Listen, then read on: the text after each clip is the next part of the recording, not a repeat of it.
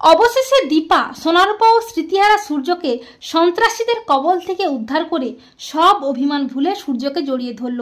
হ্যাঁ বন্ধুরা, আমরা এমনটাই দেখতে পাবো অনুরাগী ছোঁয়া ধারাবাহিকের আগামী পর্বগুলোতে।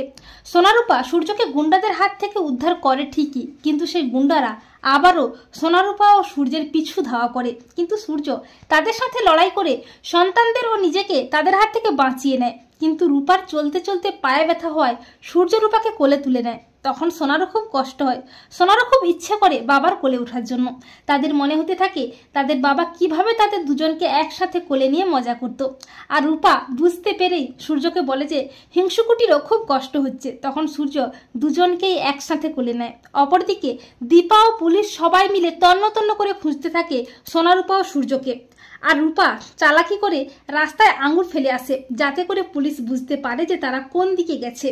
এরপর দীপা দেখতে পেয়ে যায় রূপার ফেলানো আঙুর, তারা সেই চিহ্ন ধরেই এগোতে থাকে। অপরদিকে আবারও গুন্ডাগুলো সোনারূপা ও সূর্যের পিছু নিয়ে পৌঁছে যায় তাদের কাছে। সূর্য কোনোভাবেই তাদের হাত থেকে নিজেদের বাঁচিয়ে পালাতে থাকে, আর গুন্ডারাও তাদের পিছু পিছু ছুটতে থাকে।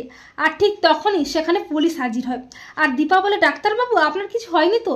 এই বলে দীপা আর নিজেকে আটকে রাখতে পারে না। দীপা সূর্যকে জড়িয়ে ধরে ব্যাকুল হয়ে কাঁদতে থাকে। আর সূর্য বলে, না আমার কিচ্ছু হয়নি, ওই দুষ্টুর লোকগুলো আমার কিচ্ছু করতে পারেনি, এরা দুজন ওদের হাত থেকে আমাকে বাঁচিয়ে নিয়েছে, এরা না খুব ভালো, আর আমরা তিনজন মিলে অনেক মজা করেছি। দীপা সোনারূপাকে জড়িয়ে ধরে বলে, মা তোরা পেরেছিস মা, তোদের বাবাকে তোরা ভয়ঙ্কর বিপদ থেকে উদ্ধার করেছিস। আর দীপা মনে মনে ভাবে, ডাক্তারবাবু আজ আপনার মেয়েরাই আপনাকে রক্ষা করেছে, আপনি নিজেও জানেন না।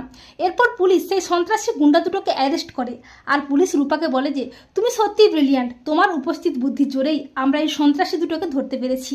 তো বন্ধুরা, তোমরা এটাই চাও তো যে অবশেষে দীপা যেন সন্ত্রাসীদের কবল থেকে সোনারূপা ও স্মৃতিহারা সূর্যকে উদ্ধার করতে পারে? কমেন্ট করে জানিয়ে দাও তোমাদের মতামতটি।